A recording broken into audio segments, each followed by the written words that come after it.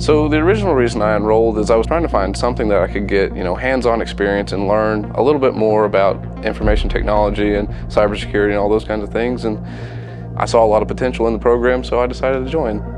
So some of the stuff we've gotten to learn so far is like cabling, coax, and fiber optic, and messing with some of the hardware, getting to take apart computers and put them back together, figure out some problem-solving issues with them, what's not working. Some of the best things about the IT program to me is the hands-on and then the family community that we have within the classroom.